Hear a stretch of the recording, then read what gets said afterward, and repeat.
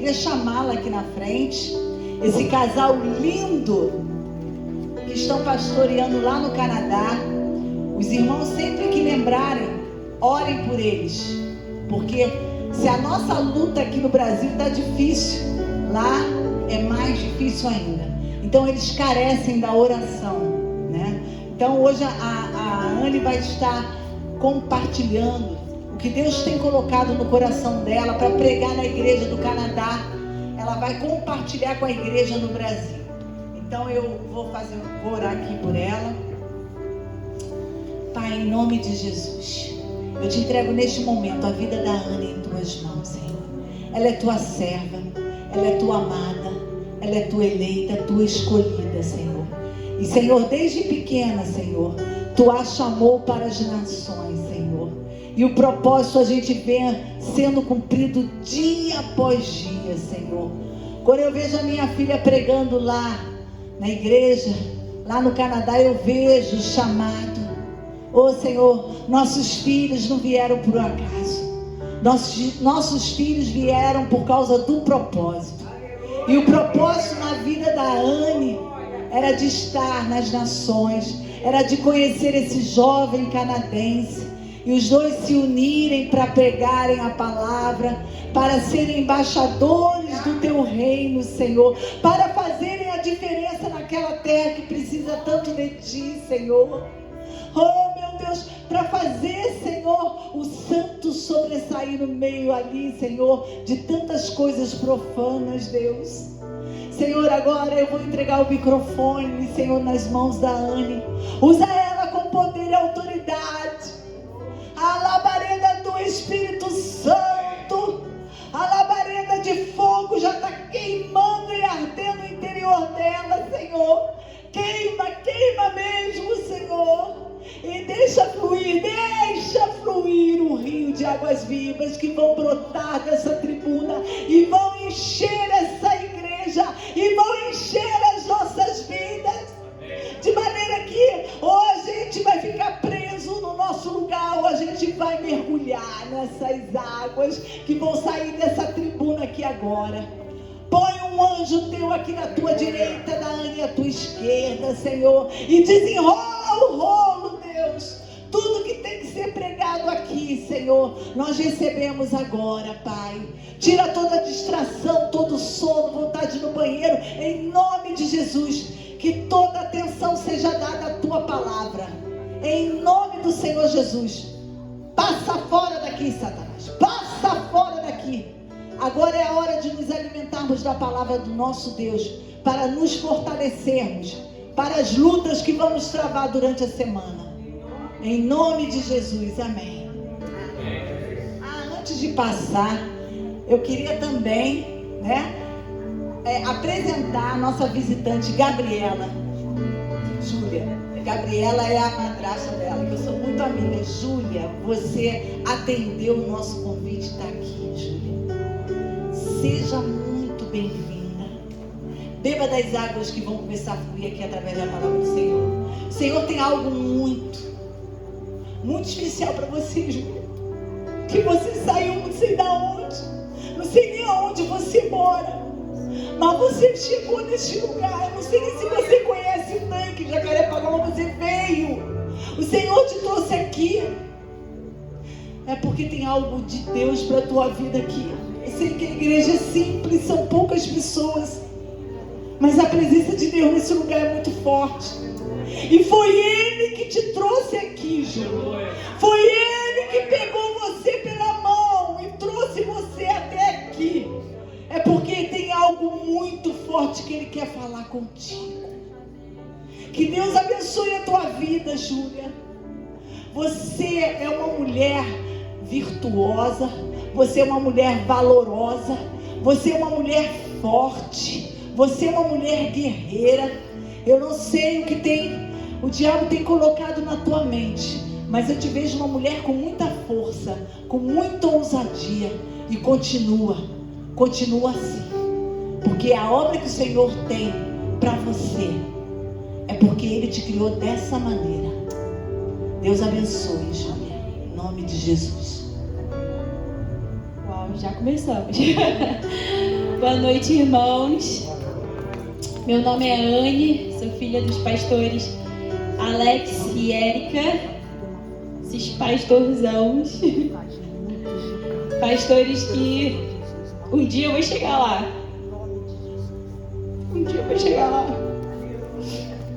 Irmãos, eu tô aqui hoje, qualquer um pode estar aqui. Deixa eu te falar isso, que se eu tô aqui pregando, você também pode. Queria contar uma história para vocês que aconteceu há mais ou menos 10 anos atrás. Era de uma jovem que ela estava no 3º ano do ensino médio. E essa jovem, ela tentou cavar cisternas quebradas. Todo lugar que ela ia, ela focava em amizades, ela focava em aparências. Desculpa, eu choro um pouquinho. Ela focava em aparências, ela focava em dinheiro, ela focava nela mesma. E ela cavava soluções para a vida dela com coisas terrenas. Coisas que não supria temporariamente, mas passava um tempo, ela se encontrava vazia. E ela já tinha encontrado a Deus. Ela sabia que Deus existia. E chegou um ponto da vida dela que ela precisava tomar decisões. E toda solução que ela tinha para a vida dela só gerava mais ansiedade, só gerava mais depressão, só gerava mais isolamento. Toda solução que ela tentava não dava certo, irmãos. E ela sabia que se ela olhasse para dentro dela, a resposta ia vir de dentro. Ao mesmo tempo que o engano e as mentiras vinham de dentro, a resposta também vinha de dentro. E teve uma noite que ela viu a chama, que ela viu a sarça pegando fogo, e a sarça não se consumia e atraía os olhos dela. E aquilo atraía, e só aquilo satisfazia a alma dela, só aquilo satisfazia o espírito dela, só aquilo trazia um alívio para a alma dela, só aquilo trazia a paz para a alma dela. Irmãos, essa jovem era eu. Há 10 anos atrás. E se hoje eu tô aqui, foi porque eu vi aquela sarça pegando fogo e não se consumia. Aquilo ali me atraiu. E a minha oração é que hoje você não perca essa oportunidade. Você não vai perder essa oportunidade. Eu oro para que algo comece a ser gerado no seu espírito. Que essa sede que tem dentro de você, que essa fome que está dentro de você, que você vá para o lugar certo, que você vá para a fonte certa, irmão e irmã. Em nome de Jesus.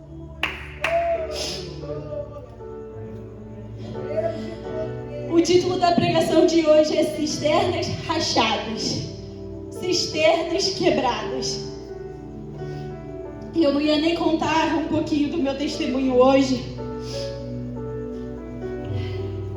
mas Deus está falando, e quando Ele fala a gente tem que obedecer, amém? Eu vou começar um pouquinho lá em Jeremias.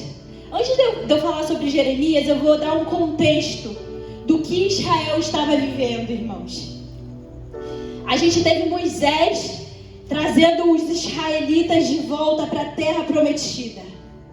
A terra que Deus tinha prometido a Abraão. Agora Deus usa a vida de Moisés para levar o povo para a terra prometida. Mas mesmo assim o povo ele não está satisfeito. O povo ele quer mais, ele quer governantes, e Deus vai lá e manda os juízes. Juízes para governar a terra, juízes para controlar a terra, juízes para poder trazer o julgamento. E mesmo assim o povo ele não está satisfeito, irmão. O povo ele quer um rei. Não basta o rei soberano, o rei todo-poderoso, o rei celestial, o rei que se mostra ali, o rei que separa o mar vermelho, o rei que traz o maná, o pão vivo, o rei que da rocha faz a água sair para alimentar o povo. Não bastou para eles. E eles pedem, não, Deus, nós queremos um Deus terreno. E Deus levanta Saul, irmão. Se você conhece a história de Saul, começou certo, mas terminou errado. Ele pecou, ele foi conduzido à corrupção, faltou integridade, faltou relacionamento com Deus. E Deus tira ele do trono. E Deus levanta o rei Davi, o homem segundo o coração de Deus. E Deus faz uma aliança com Davi, irmãos. Deus faz uma aliança com ele e fala assim: do teu trono, o teu trono será estabelecido para todo sempre. Olha que lindo. Eu quero essa aliança. Deus, eu quero ser uma mulher segundo o teu coração. Eu quero a aliança de que eu vou ter a vida eterna ao teu lado, Deus. E Deus se agrada de Davi. Deus se agrada das atitudes de Davi, Deus se agrada da fé de Davi. E depois de Davi vem o filho dele, Salomão. Grande sabedoria, irmão. Ele governou a terra com grande sabedoria. E depois de Salomão veio Roboão, né? Em português, Roboão. E Roboão, ele desagrada a Deus. Ele traz muito pecado à terra. Traz injustiça. Traz falsos ídolos para a terra. Ele corrompe a terra, corrompe uma nação inteira. E Deus, ele, na sua bondade, na sua justiça, na sua retidão, na sua graça, ele começa a levantar profetas para falar para o povo: se arrependa, volte-se a mim, porque se você se arrepender, eu vou transformar sua tristeza em júbilo. Venha a mim, se arrependa. Mas o povo, ele não se arrependia. E o povo de Israel foi separado em 2 reinos. Agora eles têm o reino do norte e o reino do sul. O reino do norte, um dos territórios é chamado Samaria, no Novo Testamento também. E o reino do sul, ele é formado pelo território de Judá. E o templo, ele ficava em Judá, em Jerusalém. Então agora a gente tem 2 territórios, 2 reinos, regidos por 2 reis. Deus, ele manda profetas para o reino do norte. E Deus manda profetas para o reino do sul. E um desses profetas era o profeta Jeremias. Vamos abrir lá em Jeremias capítulo 2, versículo do 10 ao 13. NVI, se tiver aí, né?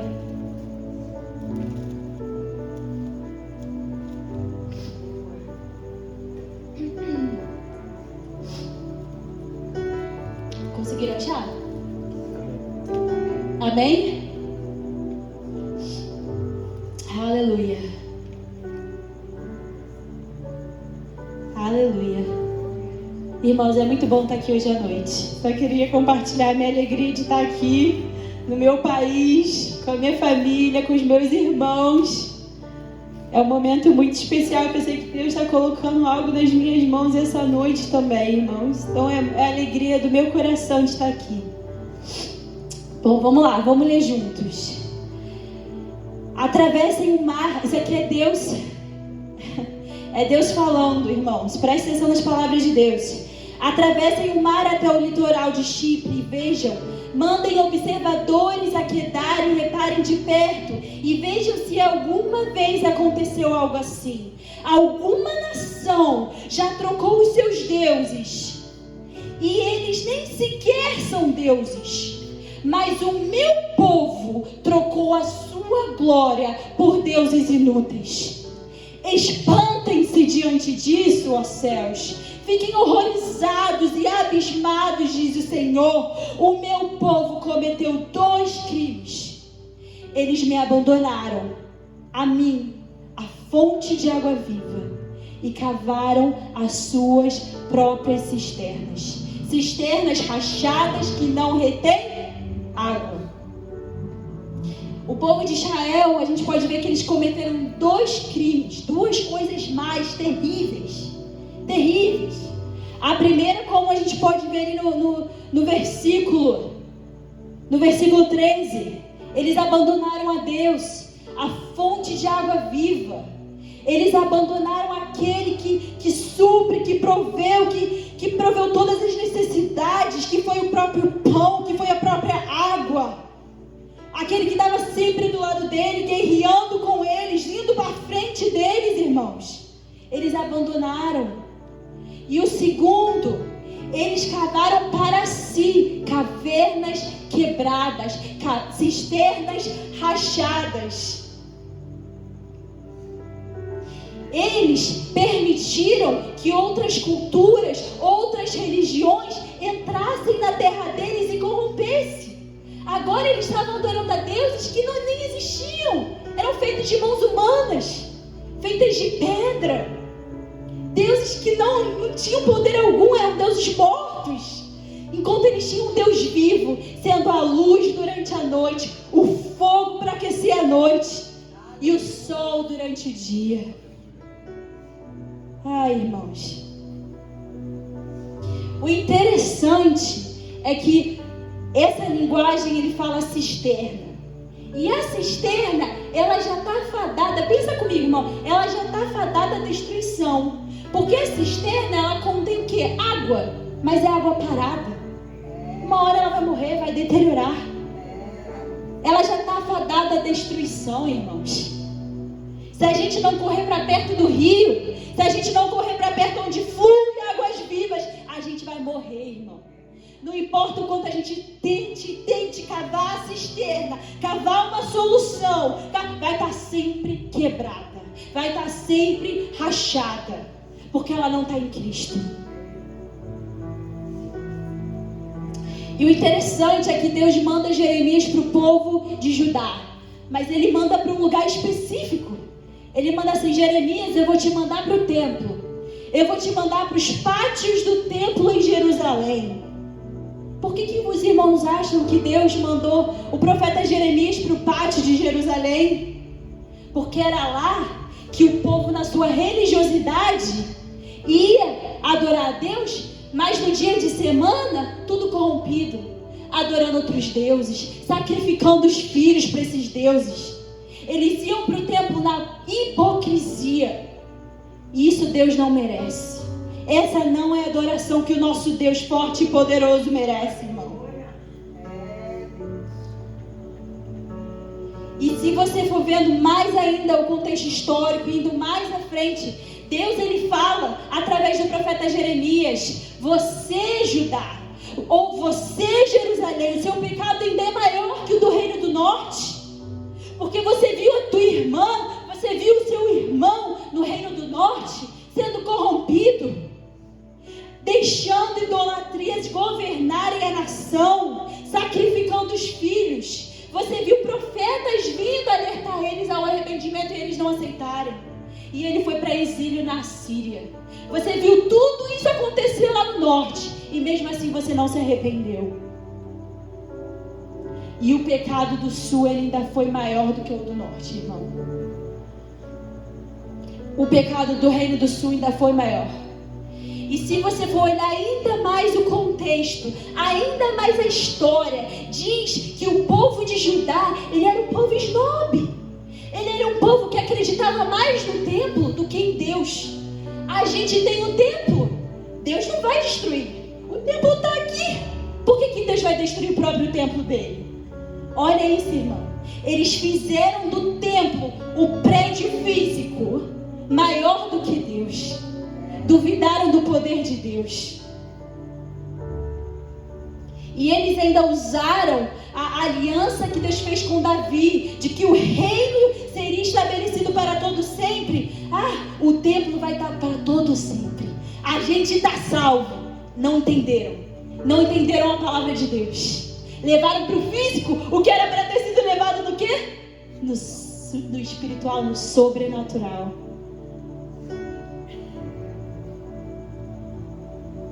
E, irmãos, o destino de Judá não foi diferente do norte. A palavra é clara. Quando a quebra da aliança, quando a violação da aliança com Deus, o resultado é exílio. E o povo de Judá foi para exílio na Babilônia. Foi a consequência do pecado, de pecados de gerações. E mesmo assim, Deus não se esqueceu da promessa de restauração. A gente serve um Deus muito bom, irmão. A gente não tem capacidade de entender a bondade de Deus, de ver o filho, de ver o povo pecando, violando a aliança, violando o relacionamento, e mesmo assim, Deus vindo e falando: eu vou trazer a minha esperança da restauração. Eu vou restaurar o meu povo.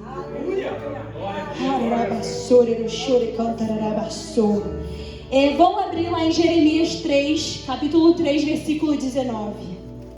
Aqui está a promessa da restauração de Deus. Aqui é Deus falando a Jeremias, irmão.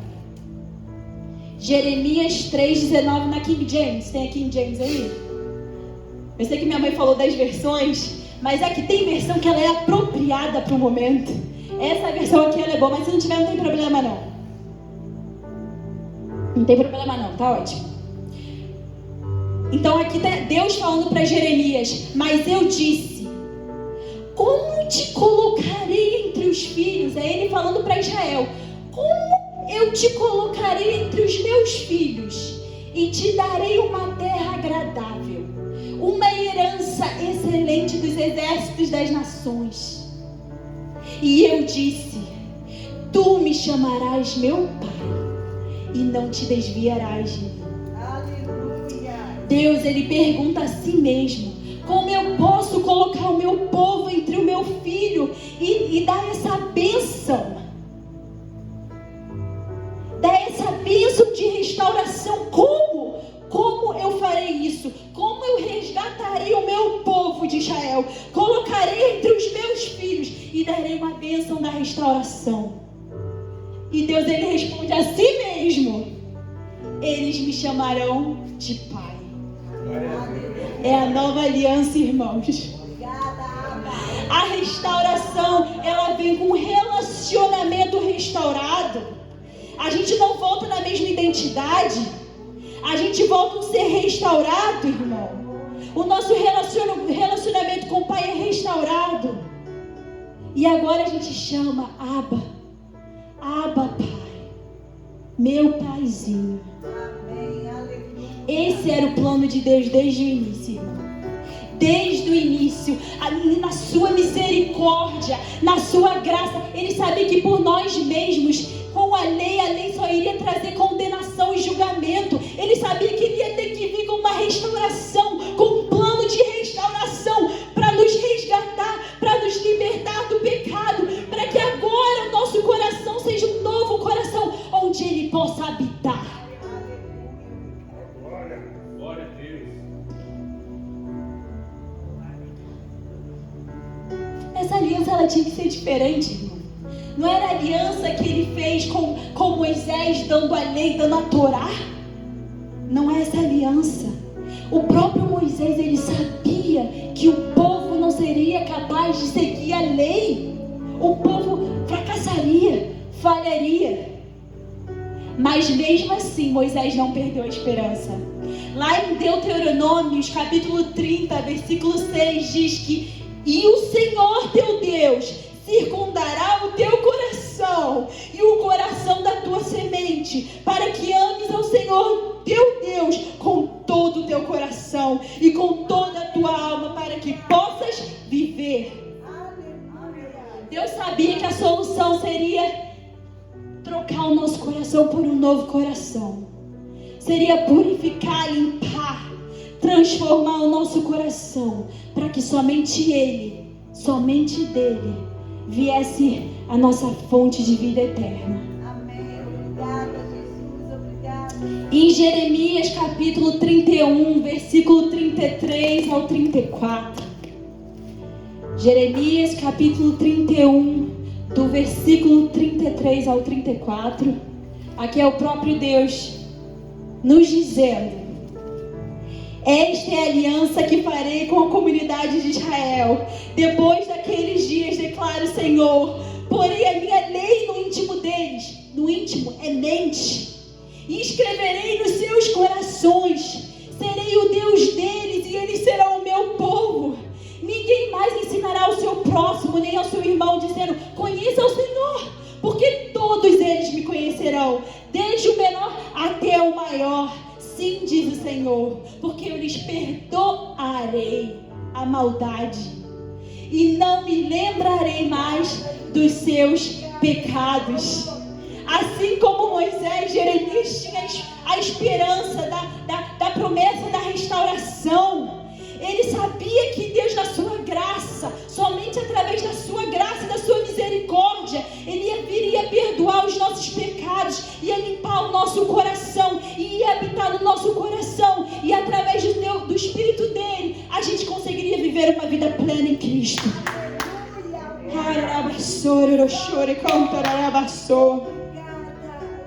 Irmãos, eu preguei essa mensagem em inglês, mas não é a mesma em português. Não é a mesma.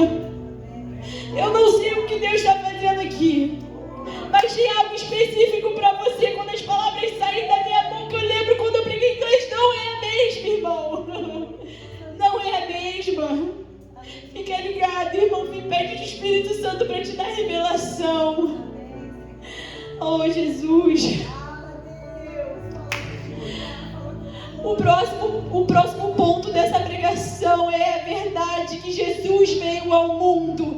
Ele é a promessa de restauração, a promessa que já estava nos planos de Deus desde Gênesis. Ele já tinha um plano traçado, ele já tinha tudo preparado.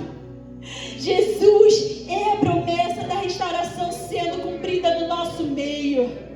Aleluia. Aleluia. Vamos abrir Marcos capítulo 7. Eu amo essa passagem. Sabe por quê? Porque Jesus sabia que o nosso maior inimigo está dentro de nós. Ele sabia disso. E ele sabia que ele teria que vir no mundo para poder que o nosso coração fosse transformado. Para que agora a lei, a palavra de Deus, ela fosse escrita no nosso coração e esteja na nossa mente o tempo todo. Para que a gente pudesse ser guiado pelo Espírito Santo. Ele sabia disso. E em Marcos capítulo 7, versículo 20 ao 23. E ele dizia, isso aqui é Jesus falando, irmão. O que sai do homem, isso contamina o homem, porque do interior do coração dos homens procedem maus pensamentos, adultérios, fornicações, assassinatos, roubos, cobiça, maldade, engano, lascívia, inveja, blasfêmia, soberba, insensatez. Todas estas coisas mais procedem de dentro e corrompem o homem. O mal vem de dentro. E o apóstolo Paulo, ele fala sobre isso também lá em Romanos capítulo 7, irmão. Romanos capítulo 7, do versículo 14 ao 15. Aleluia. Não sei se vocês lembram, o apóstolo Paulo falando, portanto, o problema não é com a lei, pois a lei ela é espiritual e boa. O problema é comigo, pois eu sou humano, um escravo do pecado. Eu realmente não me entendo, pois eu quero fazer o que é certo, mas eu não faço isso.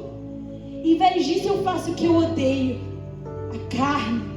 A carne gritando, a carne, o espinho na carne. Paulo, ele fala muito disso.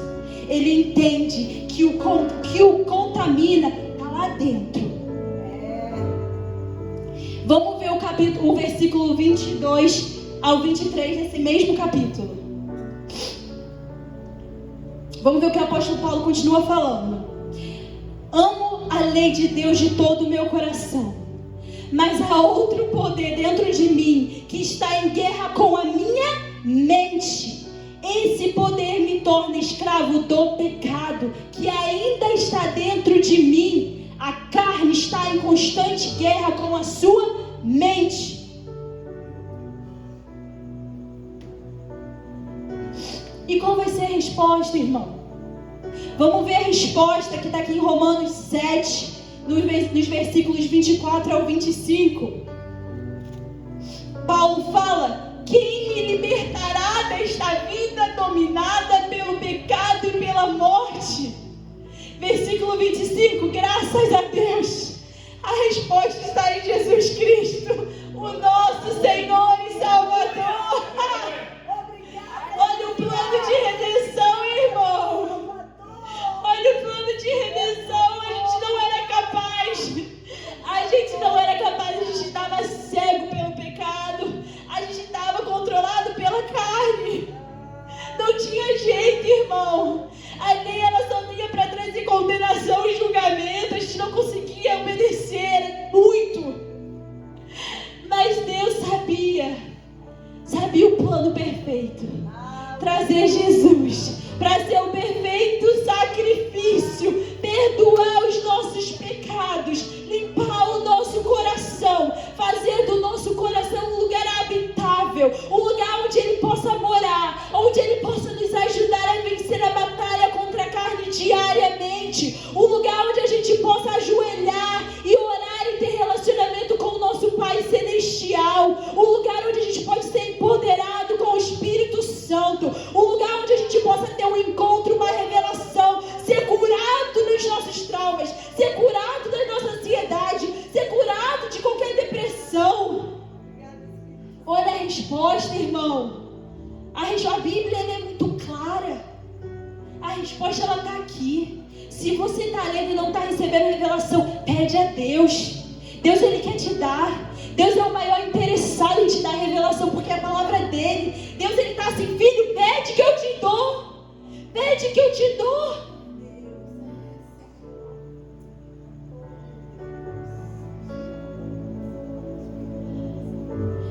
Vamos abrir lá em 1 Coríntios, capítulo 15, do versículo 55 ao 57. 1 Coríntios, capítulo 15, do versículo 55 ao 57. Oh Deus, muito obrigada, Jesus.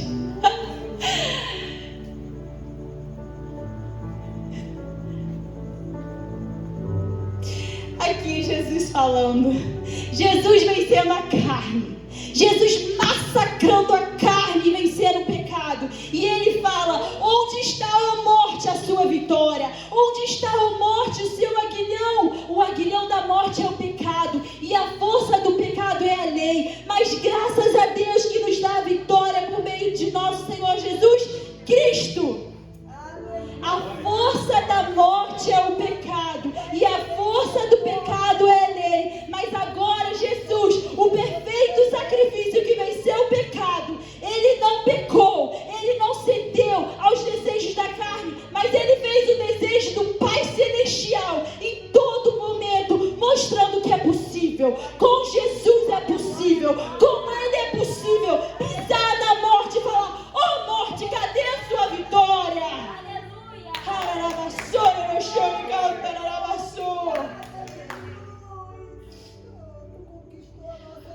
Jesus é a perfeita demonstração de misericórdia e perdão. É a perfeita. Não tinha outro jeito, irmão. Não tinha outro jeito. A obediência, ela tinha que ser gerada dentro de nós através da gratidão, porque Ele perdoou os nossos pecados. Tinha que ser desse jeito, irmão. Não tinha outro jeito, tinha que ser dessa forma. E Jesus veio mostrando o amor dele, a graça dele, a misericórdia, o favor imerecido. A gente não merecia, eu não merecia, você não merecia. Mas Deus mandou o seu Filho único para todo aquele que nele crê, não pereça, mas tenha a vida eterna, irmão. Aleluia, aleluia.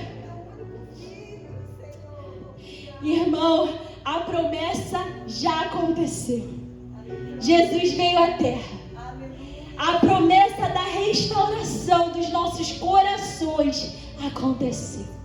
E ela está hoje aqui, irmão. Ela está bem aqui passeando nesse lugar. Ela está bem aqui passeando nesse lugar. Obrigada, Jesus.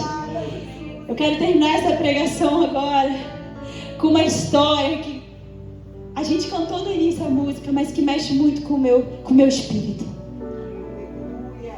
Vamos abrir lá em João 4. É a história da mulher samaritana.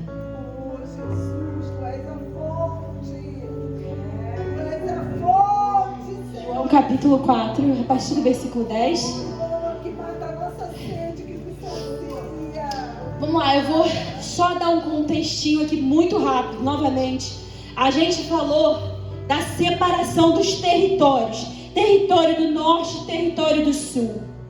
A mulher samaritana era de Samaria, que ficava onde? Região do norte. E o povo judeu, que tinha o templo, ficou no sul. E a partir dessa separação no Antigo Testamento começou a rixa.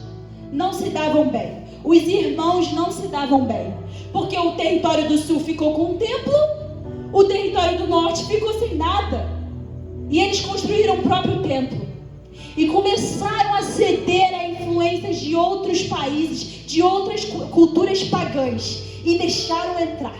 E foi contaminando o território do norte.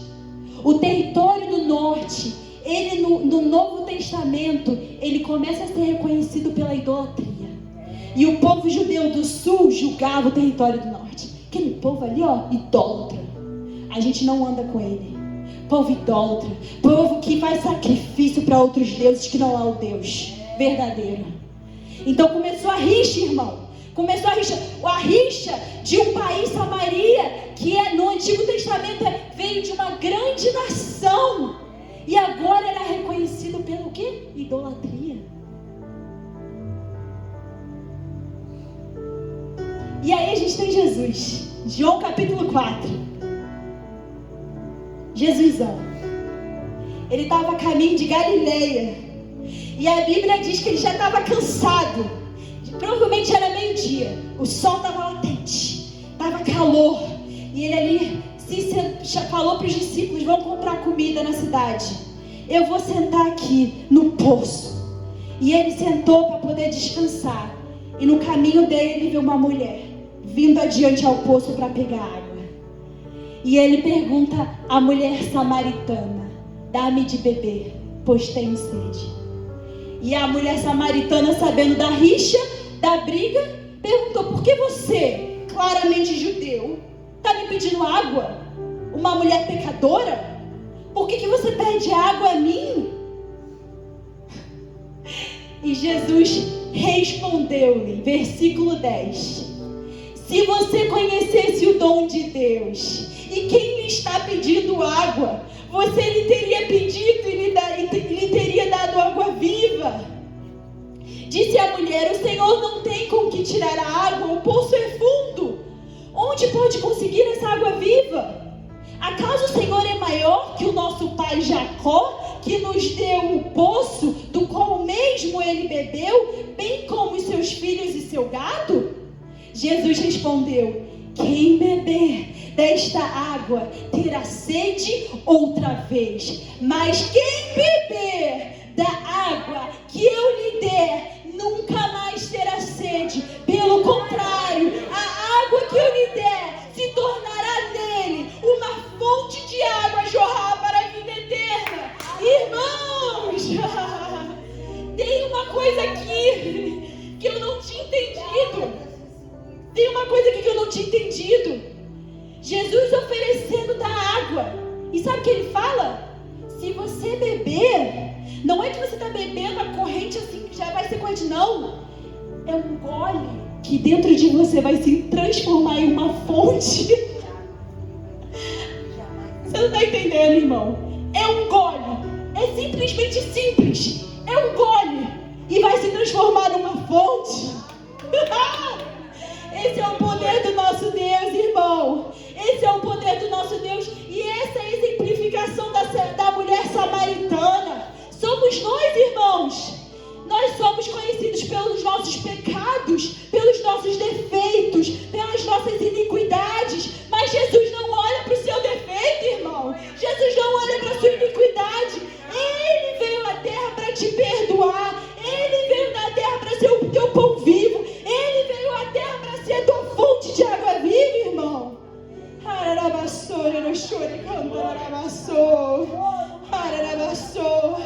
Ele veio para oferecer o copo d'água que se transformará em fonte de água viva dentro de você. Aleluia. Vamos ver a resposta da mulher samaritana. Vou chamar o louvor, se quiserem. Tá bom. A resposta da mulher samaritana. E a mulher lhe disse no versículo 15, do 15 ao 24: Senhor, dê-me dessa água, para que eu não tenha mais sede, nem precise voltar aqui para tirar água. Ele lhe disse: vá, chame seu marido e volte. Não tenho marido, respondeu ela. Jesus lhe disse: você falou corretamente, dizendo que não tem marido. O fato é que você já teve 5, e o homem com que agora você vive não é o seu marido. O que você acabou de dizer é verdade, é uma palavra de conhecimento, irmão. Jesus sabia da história dessa mulher, mesmo que ela não falasse. Ele sabe o teu coração, ele sabe a condição do teu coração, ele sabe a situação que você vive. Não, você não é um desconhecido para Jesus. Você não é um desconhecido para Deus. Ele te conhece melhor do que você se conhece. Não adianta mentir para Deus. Fala a verdade. Disse a mulher: Senhor, vejo que é profeta. Versículo 20. Nossos antepassados adoraram nesse monte, mas vocês judeus dizem que Jerusalém é um lugar onde se deve adorar. Jesus declarou: creia em mim, mulher, está próxima a hora em que vocês não adorarão o Pai, nem nesse monte, nem em Jerusalém, nem no templo, em nenhum desses lugares. Vocês samaritanos adoram o que não conhecem. Nós adoramos o que conhecemos, pois a salvação vem dos judeus. No entanto, está chegando a hora, e de fato chegou a hora, em que os verdadeiros adoradores adorarão o Pai em espírito e em verdade. São estes adoradores que o Pai procura. Aleluia! Chegou a hora é agora. A hora é agora, a promessa veio, irmão. A promessa se fez carne. A promessa se fez carne e morreu por mim e por você, para que hoje a gente não precisasse ir para Jerusalém adorar num templo fechado, mas que a nossa vida fosse um templo, o templo do Espírito Santo, o templo que o nosso Deus, o nosso Jesus, o nosso resgatador, o nosso Salvador habitasse. Aleluia! A hora chegou. A hora chegou. Eu não sei como você se encontra essa noite, irmão. Eu não sei se você já experimentou o Espírito Santo, já teve mais um encontro com Deus, e hoje Ele está te dando uma oportunidade de buscar novamente dessa fonte. Você sabe a fonte que deve buscar. Por que você está indo para a cisterna quebrada? Por que você está indo por uma cisterna que está fadada à destruição? Se a tua resposta esteve sempre aqui na tua frente, dentro de você. Se você ainda não crê em Deus, eu vou te dar a oportunidade de você aceitar a Deus nesse momento também. E ter essa fonte de água viva habitando dentro de você.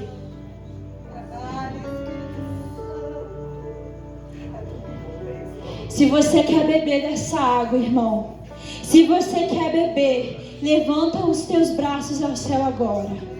Levanta os teus braços ao céu. Agora é um momento de intimidade. Agora é um momento de intimidade com o nosso Paizinho. Não tem barreiras. A barreira que existia antes já não existe mais, porque Jesus veio à terra. Não tem mais barreira. Abre o teu coração, mostra o quão desesperado, o quão sedento você está, o quão faminto você está por uma resposta, irmão. Não adianta adianta procurar em cisternas quebradas, não funciona. E você sabe disso. Vamos orar juntos. Senhor, meu Deus, meu Pai, muito obrigado por essa noite, Deus. Muito obrigado pelo convite, Senhor, da água viva, Jesus.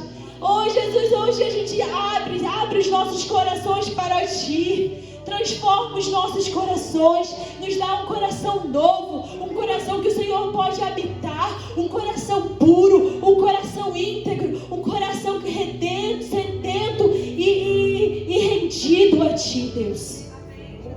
Pai, em nome de Jesus, nós aceitamos a água da vida e nós oramos para que essa água da vida se transforme numa fonte dentro de nós e que agora a gente não vá mais às cisternas, mas que a gente procure dentro, que a gente olhe para dentro do nosso espírito, Pai, em nome de Jesus, e olhe para a fonte de água viva que habita em nós. Ah, Deus,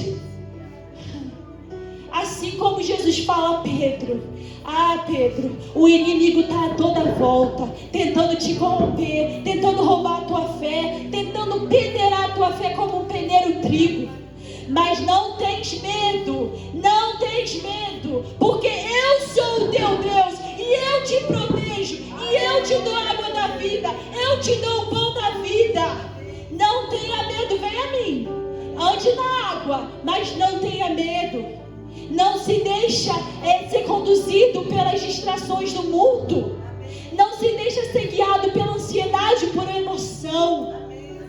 Oh Deus, nesse momento eu quero orar, Pai, para que o Senhor venha controlar as nossas emoções, os nossos sentimentos, os nossos pensamentos. Venha escrever a Tua lei nos nossos corações e cravar nas nossas mentes, para que tudo que a gente faça seja de acordo com a Tua vontade e não mais a nossa vontade. É assim que a gente vence a carne, é assim que a gente vence as nossas batalhas, é adorando e fazendo a vontade do nosso Pai. Obrigada, Senhor. Obrigado por cada um que veio aqui nessa noite, que eles possam estar sentindo o Seu refrigério, os Teus rios fluindo neste lugar, trazendo a vida, trazendo a resposta, trazendo a solução, trazendo a paz. Em nome de Jesus. Amém. Amém.